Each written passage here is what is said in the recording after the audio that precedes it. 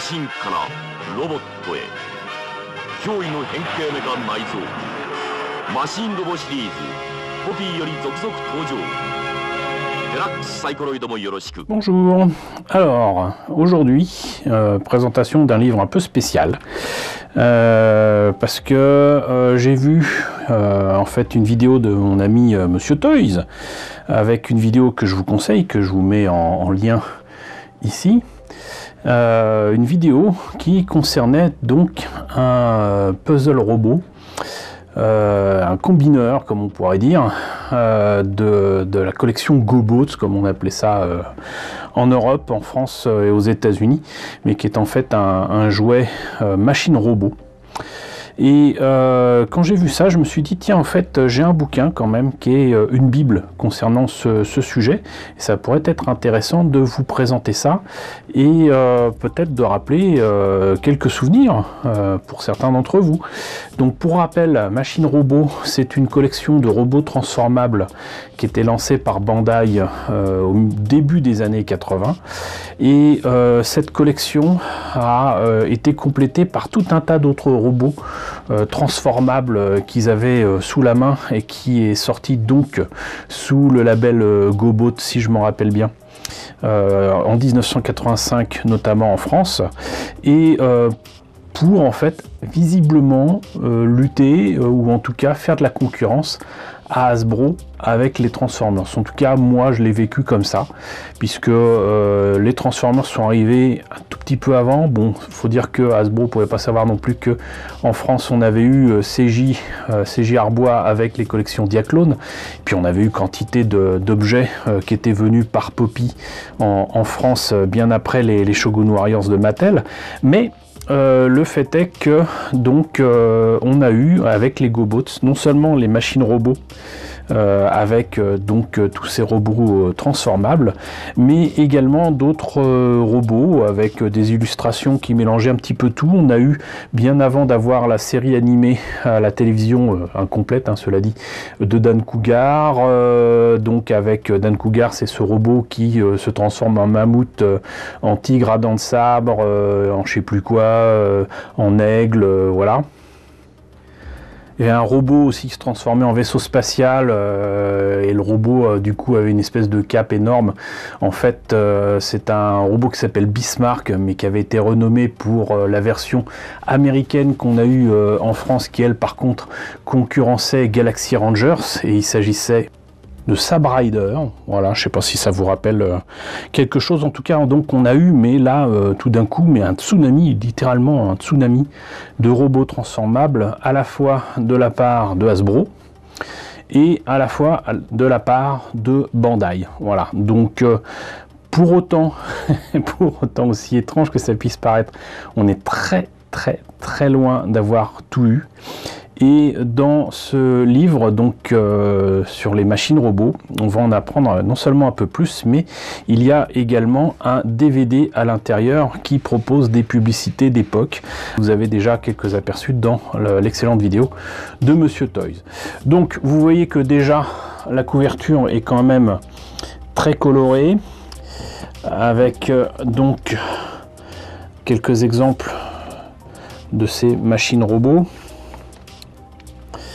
Là, sur la dernière de couve, on découvre cette espèce d'armure que je vous ai présentée dans une vidéo où je vous montrais d'ailleurs sa version pirate avec des tortues ninja.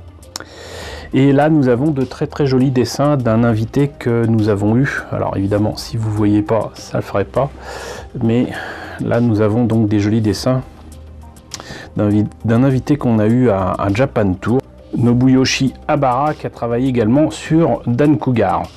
Voilà, donc le bouquin n'était pas spécialement donné, il était à 3300 yens, mais j'ai cru comprendre que maintenant il vaut beaucoup d'argent et que beaucoup de personnes le recherchent. Apparemment c'est vraiment une bible sur le sujet, je le crois volontiers, mais je pense surtout que je l'ai acheté au moment où il fallait, et j'en suis bien heureux.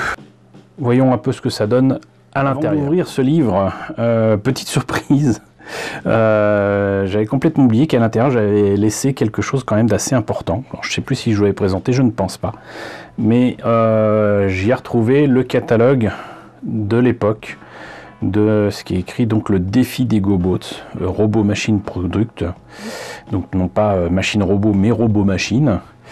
Et ça peut peut-être vous intéresser de voir ce que ça donne avec cette très vilaine couverture qui représente la tête du méchant de la série, qui a été revue et corrigée par les Américains, hein, mais pour le compte des Japonais, à savoir Saikil, je ne sais plus comment il s'appelait en français. Et là, vous voyez donc très clairement estampillé GoBots, avec une petite BD qui va bien, avec une origin story qui n'a rien à voir, avec plein de Saikil partout, un savant fou, etc. Mais bon, là on a quand même les robots principaux. Ce qu'il y avait de bien avec les GoBots quand même, c'était que c'était des produits qui étaient quand même très solides, à part peut-être pour Saikil, mais sinon même les petits véhicules avaient donc du métal, ça se transformait facilement, c'était entre guillemets incassable, beaucoup moins fragile et surtout beaucoup moins cher que les Transformers, donc tout le monde en a. Le problème c'est que bien évidemment c'est Transformers qui est resté dans les mémoires, ce qui fait que beaucoup de personnes en ont, mais appellent ça Transformers, moi ce qui m'a toujours un petit peu énervé. Et là donc on a toute la collection qui est présentée avec toujours cette petite BD. Là on a ce qu'ils appellent les Super Size GoBots qui ont été présentés aussi de nombreuses fois par l'ami Monsieur Toys qui aime beaucoup cette collection là. C'est-à-dire qu'ils étaient beaucoup plus grands que les petits GoBots. Combinators, donc là c'est la combinaison de deux véhicules, ici par exemple un camion transporteur et un F-15 si je me trompe pas, qui donne un plus grand robot. Je crois pas l'avoir celui-là d'ailleurs, je crois que j'ai plutôt l'hélicoptère avec le tank et peut-être celui-ci aussi, je sais pas. Et sinon on a le Puzzler Fins, donc Fins démon. Donc là c'est des démons qui se transforment en véhicules qui ressemblent à rien, mais eux-mêmes peuvent se combiner pour faire un robot géant. Et là vous avez quand même 6 petits démons. J'allais dire pour le prix d'un. Ultrabots, bah, même qu'on constate que pour les Combinators, mais là vous avez donc des éléments qui sont beaucoup plus gros et qui donnent donc du coup des robots beaucoup plus grands. Alors là par contre j'ai jamais compris à quoi ça ressemblait ce machin, c'est supposé être un transporteur ou quoi avec un aigle robot dessus. Non, là on a le même type de combinaison que tout à l'heure avec un avion et un camion, et là pareil une espèce de transporteur avec un insecte. Bon. Voilà, et je vous parlais de Dan Cougar tout à l'heure, et vous voyez que là, il est juste appelé Mammouth. Voilà. Ah, j'ai rien dit. Mammouth. Voilà.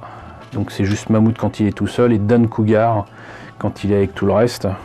Cela dit, ça fait sens. Mais là, vous avez le fameux Bismarck, donc le robot qu'on verra plus tard dans Sabre Rider. Mais ça date de 85. Hein. Et les Rocklords.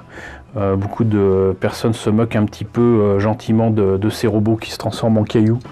Mais en attendant, moi je les trouvais franchement cool, avec des formes intéressantes, et surtout ceux qui étaient dorés, chromés ou quoi, c'était vraiment assez sympa.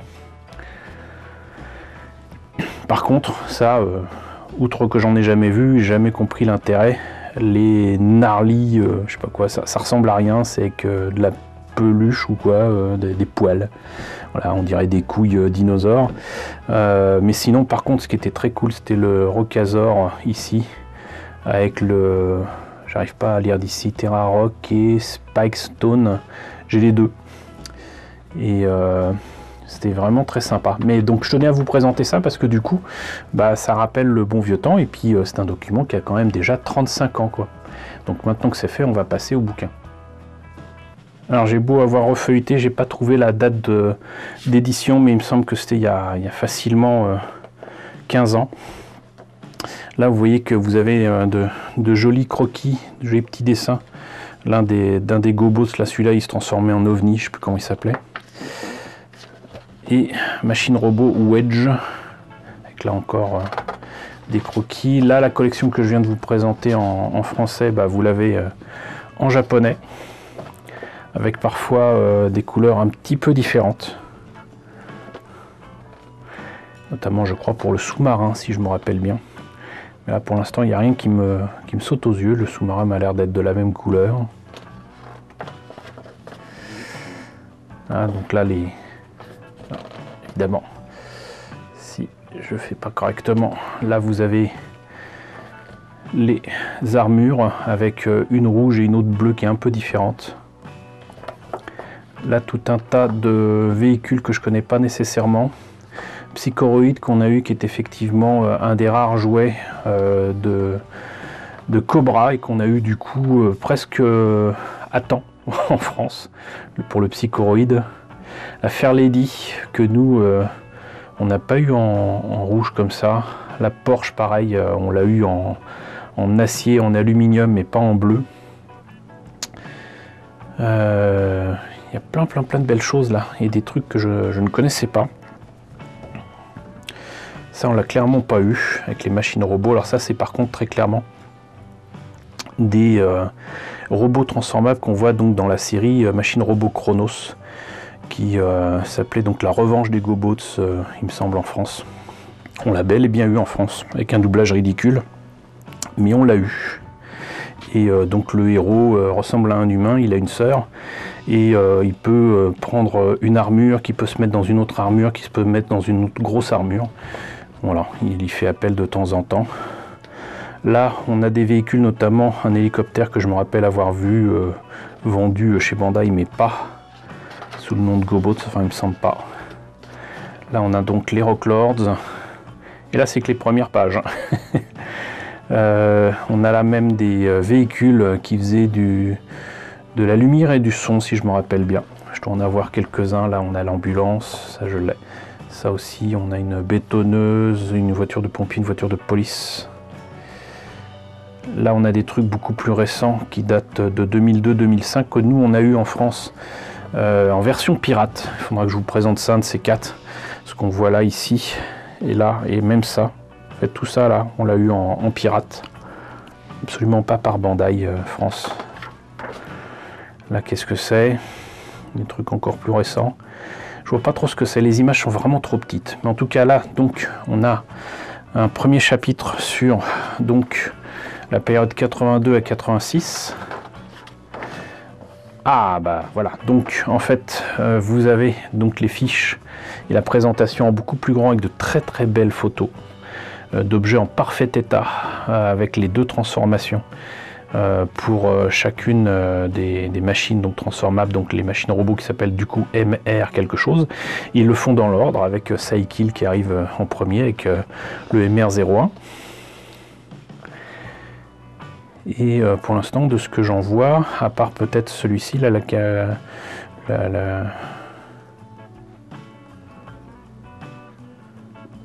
camion de pompier, je pense tout avoir. Je pense même avoir ça.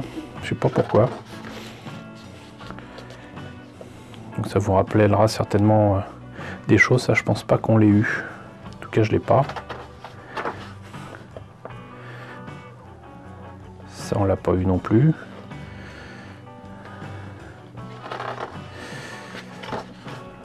Donc là, on a vraiment la totale. Et donc ce qui est rigolo, c'est que donc au Japon ça a commencé en 82, nous on l'a eu qu'en 85.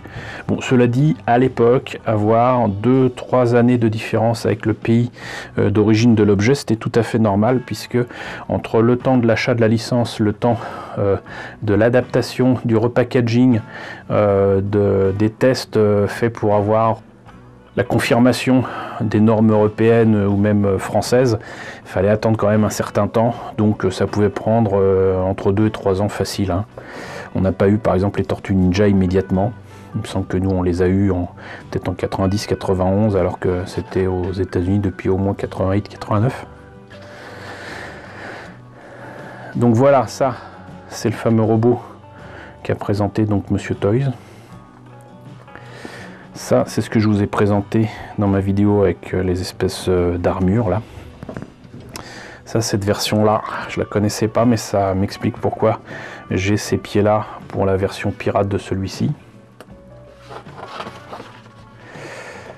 Ça c'est une base qu'on aurait bien aimé avoir à la place de la base des Gobots qui ressemblait à rien. Tout le monde prenait ça d'ailleurs pour un AT-AT de la guerre des étoiles. Ça, je sais pas d'où ça sort, mais on n'a clairement pas eu. Donc ça c'est les fameux Super Size.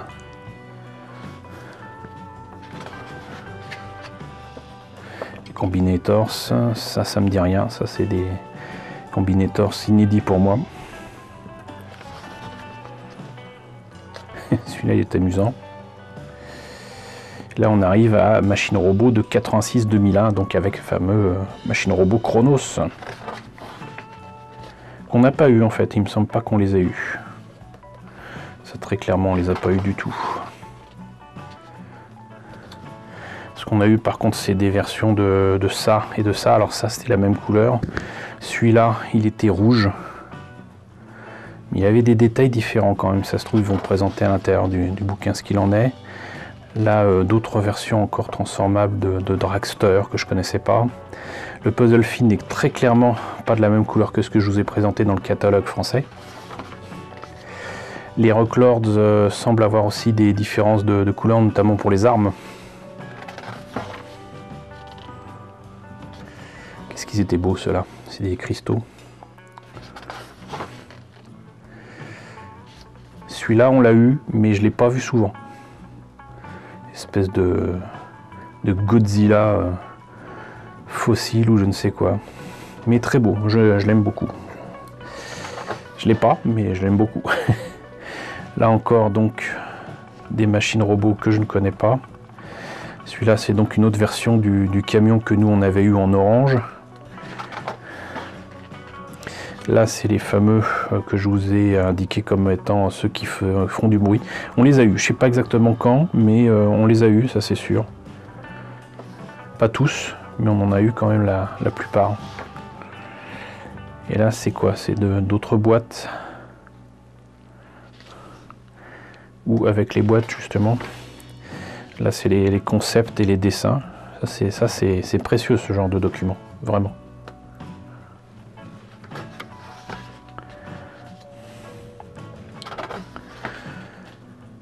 Il y a énormément de choses que vous voyez qu'on n'a pas eu. Regardez-moi ça. Je sais pas s'il a été fait celui-là, mais j'en doute même.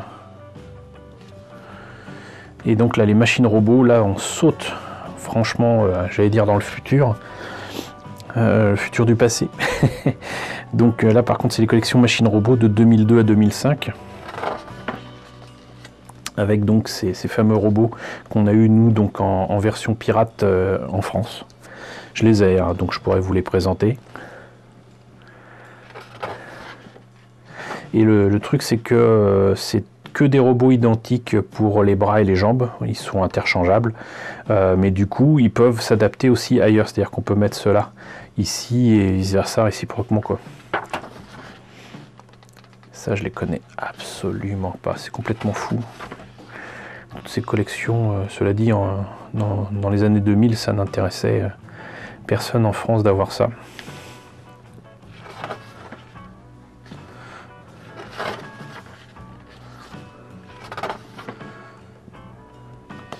Bon, espèce de robots véhicules animaux. Ça fait quand même très robot Sentai, hein. Franchement, ce qui se faisait eux-mêmes concurrence, parce que c'est quand même Bandai qui fait les robots des séries de Sentai, c'est très étonnant. Donc ça par contre, je devine qu'il s'agit du reboîtage dans les autres pays. Ça, c'est les boîtes qu'on a eues. Je dois en avoir au moins quelques-unes. Il faudra que je vous les montre, un de ces quatre. Il me semble que je les ai avec moi dans le sud, donc ça me permettra de vous en montrer quelques-uns. Là, le fameux laser gun là qu'on a eu aussi en pirate. Le Command Center, c'est ce dont je vous parlais tout à l'heure. Et là, je pense que c'est d'autres versions. Ouais, très clairement, voilà. Ça, c'est la couleur qu'on a eue en France. Apparemment, il y a eu des versions très étranges dans d'autres pays, mais où?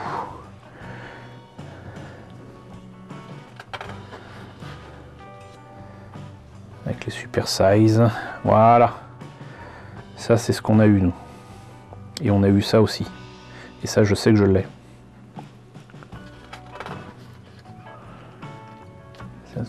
C'est ce que je vous ai présenté tout à l'heure dans le catalogue. Alors le laser gun n'est absolument pas ce que je pensais. Et là il y a différentes versions de couleurs. Oh, tiens, ça fait bizarre. Ça je l'avais vu dans les catalogues La Redoute et 3 Suisses. Jamais trouvé en vrai. Les Rocklords. On a certainement des prototypes, je dirais. Machine Robot Official Documents. Donc là, on découvre le design et les concepts